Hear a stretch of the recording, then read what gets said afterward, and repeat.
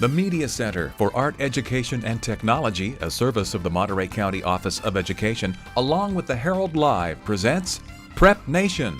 Now to your hosts, Dave Kellogg and John Devine. Welcome to Prep Nation. I'm Dave Kellogg alongside John Devine.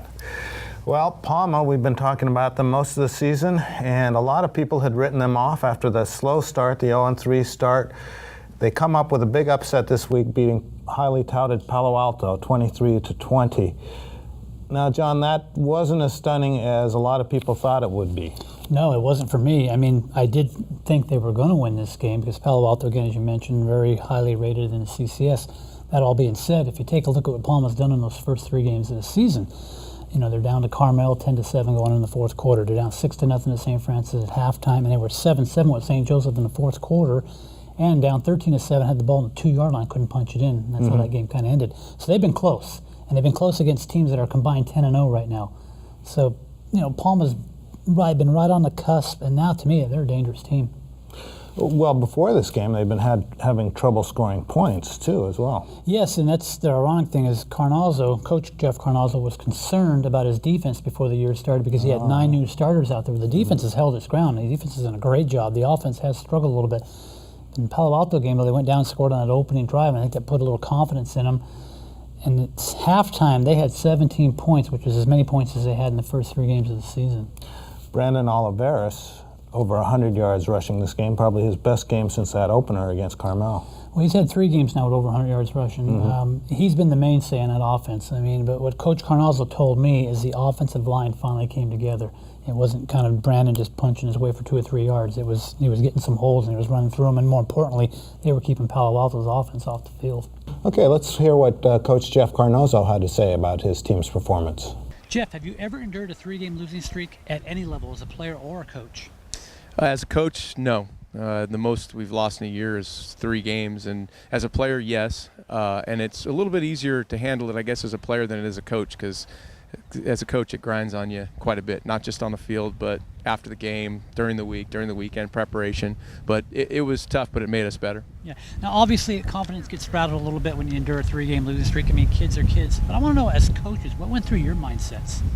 Well, it was tough. I mean, there's no getting around it. We doubt things, you know, how we do things. But ultimately, I knew that I made the right decision in playing the preseason schedule that we did. I think I did. You know, I mean, the way we played against Palo Alto, I think helped that. And but you know, we know we have a tough road ahead of us. But I think that we're battle tested. And then going in, you know, after the playoffs last year against St. Ignatius, I thought it would be good if we had a better, up the level of the schedule, and also our league. Our league play is going to be tough. Well, and you told me too in that one game, I guess it was St. Joseph. You're 2 yards away from winning that game. Yeah, I mean, I like the way my team has competed in every single game. We play from the beginning to the end, and I can't always say that about every team I've ever coached.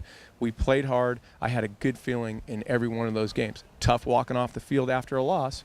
Tough not finishing at Carmel, and really tough not finishing at St. Joe's, where we had the ball on the 2-yard line and should have punched in 3 different times. And that's part of the process, the maturation process of my team. I have a lot of young kids that are starting, 9 new starters on the defensive side of the ball. They've been really good. The offense has struggled. We just have to figure out how to finish games, and I think that we really did figure that out on Friday night against Palo Alto. Did it help at all that you lost to 3 teams that are currently 10-0 combined?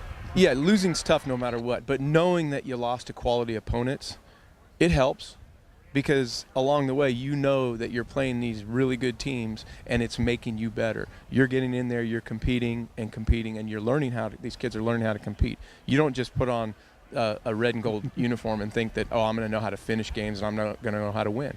No, you don't. You have to go through that process. Now, some people believe that Palo Alto was the best of the 4 non-league teams you faced. But you controlled that game. Did a light just go on for these kids finally? A little, you mentioned maturation?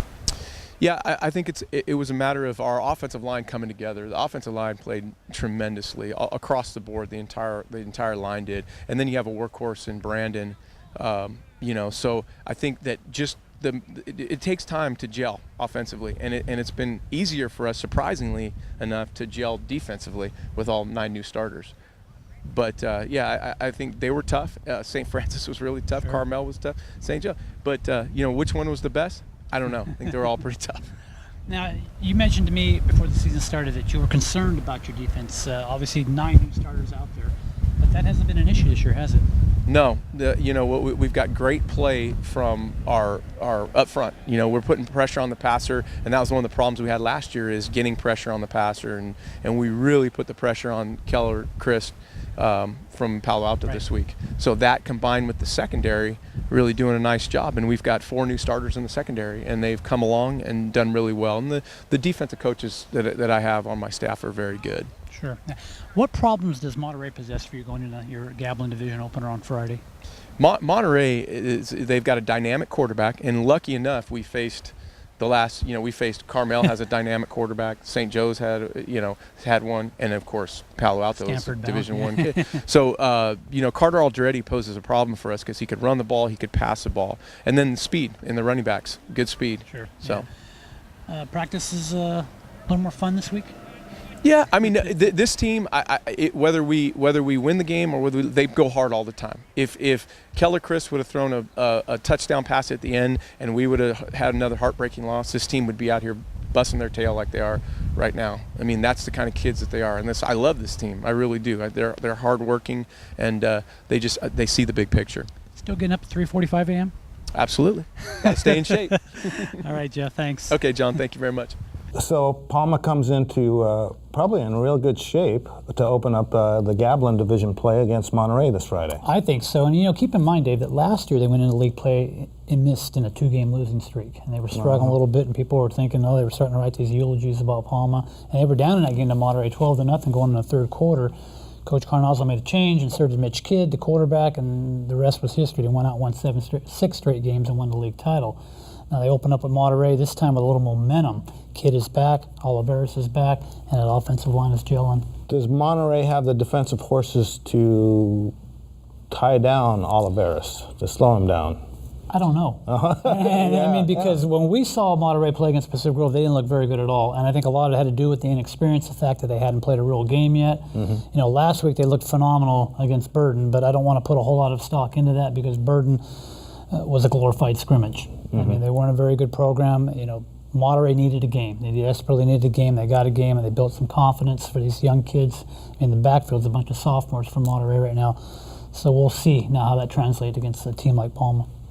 So Tom Newton over at Monterey is hoping that Burton win gave them some of their confidence back after the PG loss. Well, I think it had to when you scored 69 points. I mean, it's a confidence builder no matter who you're playing.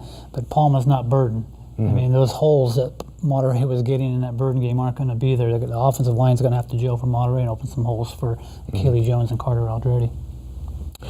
Does Monterey focus on just stopping Oliveris first or stopping the whole Palma package? Well, I think, and I talked to Brandon about this today, or on Tuesday, and he said, he's seeing 8 guys in a box now. I think people are making an emphasis to try to stop the running game first because the Palma's passing game has struggled a little bit, but it has gotten better over the last 2 games, and I think the better the passing game gets, the more opportunities Brandon's going to have in this game. Okay. Well, let's hear what Brandon had to say. All right, Brandon, so what's it been like at campus this week now that you got a win under your belt? I mean, it's been exciting every day. Everyone's, we're lively. Everyone's like clap us on the back like, hey, we beat Palo Alto. So everything's going good around campus. So I got to ask, was the confidence shaken a little bit with this team during that 3-game losing streak? Because this is something that hasn't happened at Palm in 35 years. No, not really. We came to practice. We had a mindset like, got week by week. We lost. We got to move on, think about the next week, and just go on and win a game. Did it help that you guys kind of look back and say, we were in every game. I mean, we could have won those games. Yeah, I look back, we watch game film, and we're like, if we just did something here, we could have won. But, it's a team effort. We just get past that and move on. So what changed last week when they went over Palo Alto? Because that was obviously maybe the best team we've faced all year. I think we worked really hard in practice. We finished, did everything right. We just came together as a team and we came out with a W. Did you feel any different in that game, though? Particularly when you had your first lead of the game. By halftime, you had as many points as you had all season. Did something feel different? Did the light go on? That first drive, when we got the ball, we came together as an offense, and we were just like, and we got down there, we got a field goal, and the next thing you know, we got a touchdown. We're up by 10-0, and we're just like, we can win this game. Let's go. Now you're on pace for about 1,500 rushing yards this year. Are you starting to see 8-9 in a box? Yeah, after the first couple plays, you see them kind of sneaking up, but you gotta accept that and keep going. Now, this team produced more points last week than they had the entire season in its first 3 games. But you tell me you don't think this offense has hit its stride yet? No, I think we're going to get better every week. We're going to get better with our passing game, our run game. I think just all aspects of our offense, we're just going to get better. Now, Brandon, last year you went through a similar scenario last year where you dropped 2 straight games going into, ironically, your opener against Monterey. As seniors, did that help you guys at all kind of getting through this? Yeah, we just kind of look back to last year and we're like, all right, we went through it last year. We got through it. We could do it this year, and we got through it. Got to win. Yeah.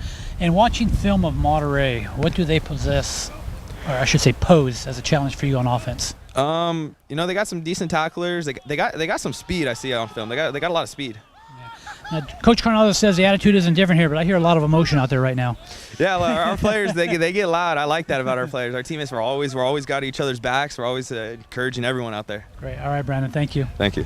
So, John, this is the opener of the Gavilan division, but how important is this? Is the loser going to be out of the race? Or? No, not at all. And I think this year the Gavilan division is as balanced as it's ever been. I mean, you look at Monterey, Seaside, San Benito, Salinas, Palma, even Alisal is playing better right now. Any one of those games, any one of those teams could win at any point in this season.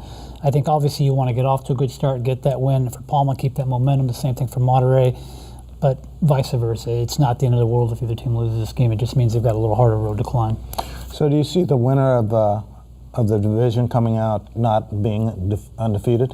No, and I said that earlier in this year. I think the league champion will have at least 1 loss, and I think you could see as many as 2 or 3 teams with 2 losses in this league. Wow. Okay. Let's take a look at some of the other games happening this week. Actually, a team that struggled the last 2 weeks is Salinas High. Last week they lost to Terra Nova, and the week before that to Sacred Heart Prep. Before that, I thought they had looked pretty impressive against North Salinas and had a big win against Saratoga. So what's the deal with the 2-2 Cowboys? Well, 2 things. One is Sacred Heart Prep and Terra Nova are 2 really good teams out of the Peninsula Athletic League. I mean, one of these teams is going to win that league and the other is going to finish second. I mean, very talented, good quarterbacks.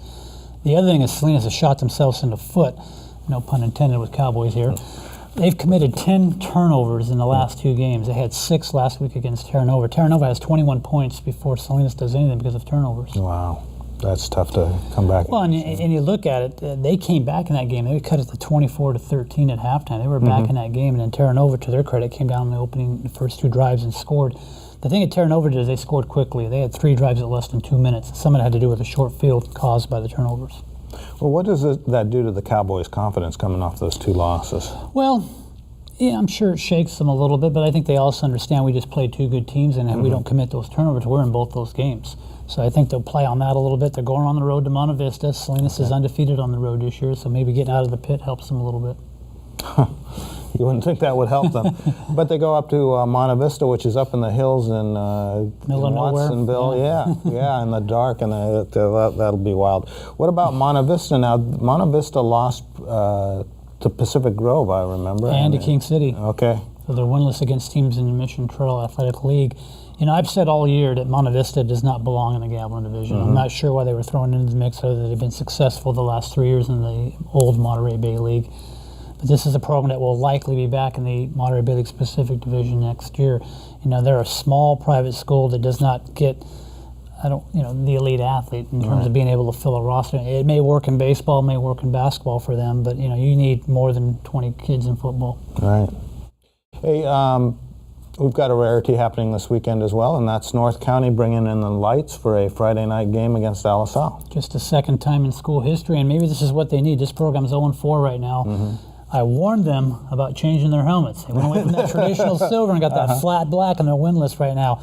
However, their last time they played a night game at North County, they beat Alvarez 51-6. Wow, so they've got this Alvarez again. And I think I said Alisal earlier, but they have Alvarez. And Alvarez is undefeated this year. They are, and what's impressive about that is people will say, well, look who they played. Well, they've played Alisal, who's 2-2 right now, and they've played Hillsdale, who's 3-1. And probably what got my attention is they came back in both those games. They were down at halftime against Alisal, rallied in that game, and they were down in the 4th quarter against Hillsdale 2 weeks ago and came back and won that game. So this team is playing with some confidence right now and believes that it can come back and win a game even when it's down. Which is kind of surprising because they've had a rough couple of years, and you would think that if they face adversity, it would be easy for them to knuckle under.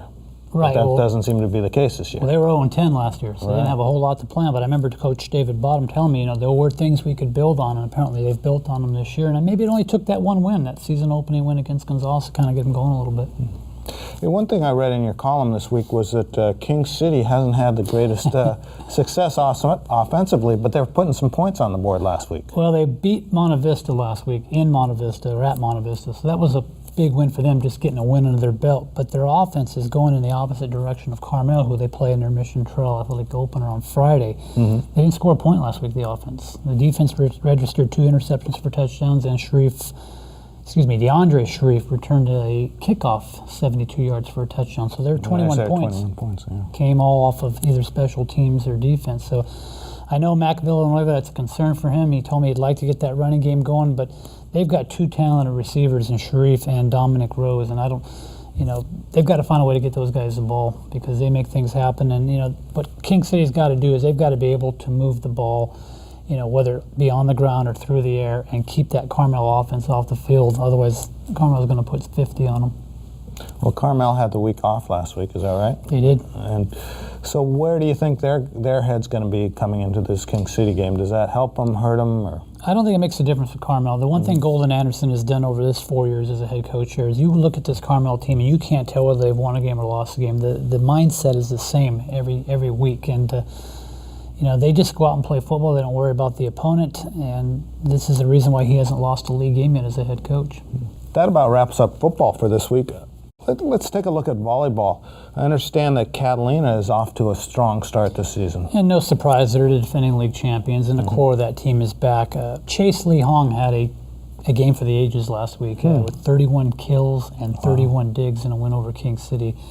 And she's teamed up with Katie Griffin. They've made a nice little tandem at the net. And Lizzie Tardu, who was an all-league libero for 3 years, is now setting the ball for Catalina and apparently doing a magnificent job as these kids are getting a lot of shots at the net.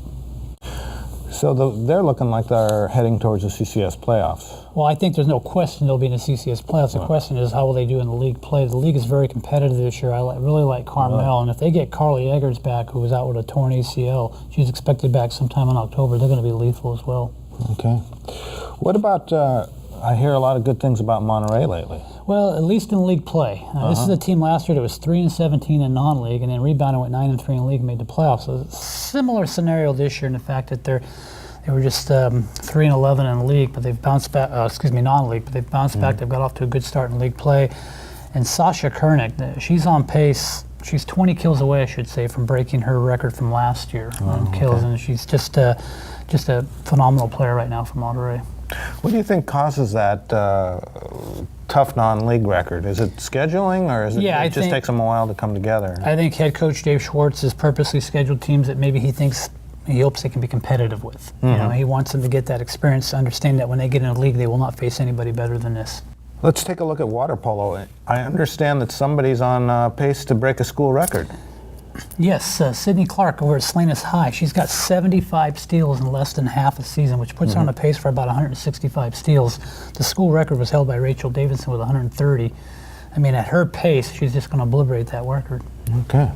And finally, cross country. We've had some outstanding performances in the past week. Pacific Grove off to a great start in girls cross country, and boys as well, but the girls team is the one that's really impressed me. They went out and beat Greenfield the other day in a dual meet, and Greenfield went to the state championship meet last year in Division 4, so they're off to a great start. Of course, they still have Catalina, the defending champions, to face.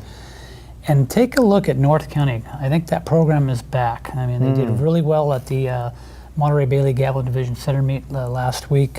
Some good performances, both for the boys and girls, and now have become a factor in that league. Okay. All right, a lot to look forward to this week. The Monterey County Herald, news at your fingertips 24/7. With the Herald newspaper, website, and mobile apps, you get local, national, and international news, photos, and video. Local news written by local journalists from the largest news outlet in Monterey County. Breaking news online or directly on your mobile device, including up-to-the-minute weather.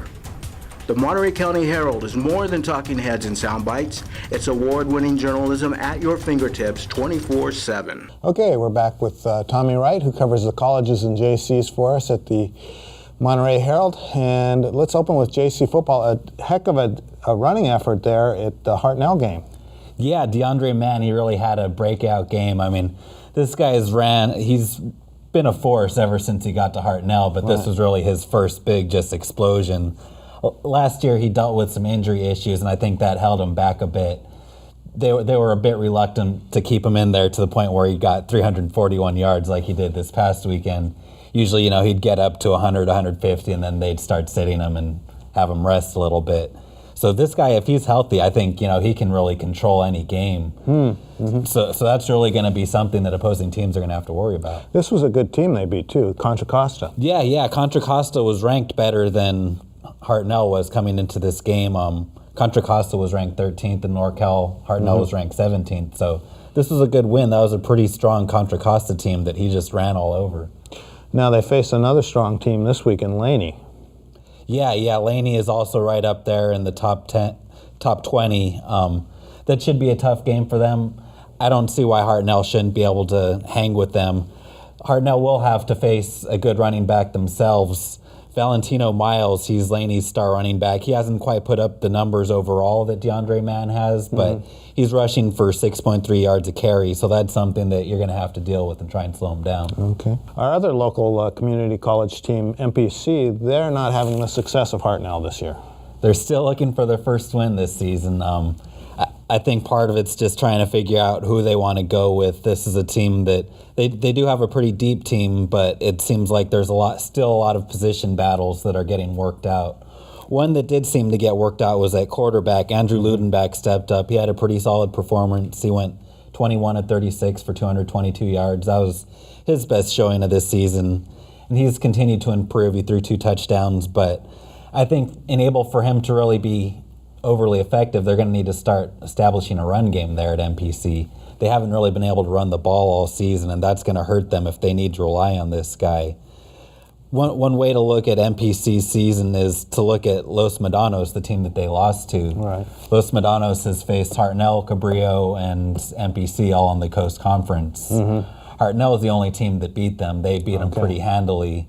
Whereas MPC, they had a close game. It was 34-17. Los Medanos kind of pulled away later. Cabrillo didn't have much success against them. So that's kind of a way that we can see where the conference is at this point. And MPC is looking up at Hartnell right now.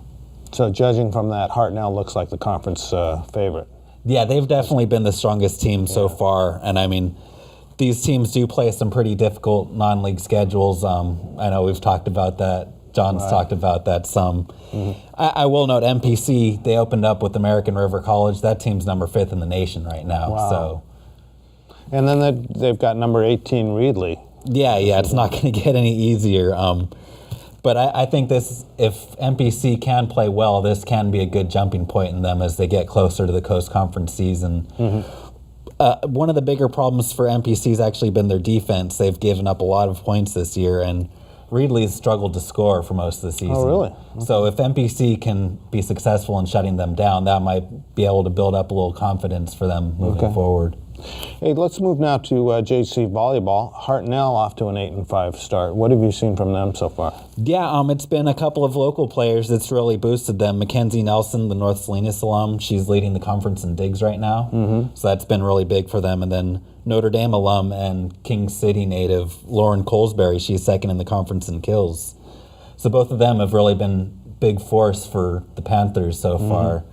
But one thing they're going to work on if they want to really make a dent in the Coast Conference is they're going to have to limit their errors. Oh, really? Okay. Yeah, they're leading the conference by a pretty big margin in their errors, so that's something that they need to cut down on. So if they cut down on errors, do you think they have a pretty good shot at the playoffs? Yeah, I mean, otherwise they have the offense there. They have a lot of good players. They just need to, try and... A lot of that's mental with the unforced errors, and so that's going to come down to the coach trying to get them to keep focused. Hey, speaking of volleyball, CSUMB is off to a pretty good start, 8-4, 2-2 in conference play. They opened the conference season with 2 5-set losses, but have rebounded with 2 wins. Where are they right now with the confidence and the way they're playing? I would think they're probably pretty happy with where they're at this point. Yeah, both of those 2 losses to open up CCAA play were pretty tough. But on the positive side, both of those, they fell behind early and they rallied back and really forced it and got close, but then, I mean, a little bit of heartbreak to lose in 5 sets. But they had 2 strong wins this past weekend, and Julia Ashton, I mean, she continues to be the story there. She's number 2 in the nation in kills per set at just over 5 kills. So if she can keep this up, I think they have a pretty good shot at, first off, doing better than their 10th place finish that they were picked by the coaches in the conference. But I think they have a real shot at making the postseason. Ashton was a real good find for CSUMB coming out of North Salinas. She's just seemed to be the real star of the team the past 2 years. Oh, definitely, yeah. And I think she's embraced that. Me and John, we talked about last week how in both of those losses, the Otters were actually hurt by some former local players. Oh, okay. So that was a little difficult for them. But I think they're really happy and they're really prideful that they have a local kid there that's starring and leading this team. Let's take a look at soccer. The CSUMB women's soccer team had a pretty good weekend. How did it go? Yeah, it was a pretty good weekend for the Otters. They finished it off in a tough way with an overtime loss, double overtime actually. But they did have a strong win against CSU East Bay. The one thing that this team needs to work on is scoring a little more. Jamie Murray, she's had a really solid season this year, but she's the only Otter with more than 1 goal. They have a few other goal scorers. Reagan Porteous was really solid last year, so I think they just need to try and diversify that offense a little bit. Now, CSUMB's men's soccer team, meanwhile, when I left for vacation, they were ranked number 25 in the country, and I come back and they're not ranked anymore. What happened there, Tommy? Yeah, they were all the talk when you left. If you ask me, I think the defense has been the problem. They're just giving up too many goals. They got off to the hot start, but they've come back down to earth a little bit. With the defense, I think it starts at midfield. You have to be able to control the ball a little more, and that's been an issue for them. But I do think this is a good team, and I think that they can be successful and compete for a CCAA title. But the thing is, this conference is good from top to bottom, so every weekend they're going to have tough games that they're going to be playing. So, Tommy, is this team really just a 500 team, or are they closer to the team that was nationally ranked? I think it's ultimately probably somewhere in the middle. Okay. And this is a really strong conference, so it's going to be tough to really put up those numbers week in and week out. All right. But they have the talents where they should be over 500. So I think it's ultimately going to come down to execution. Okay, that wraps up this week's Prep Nation. Join us again next week.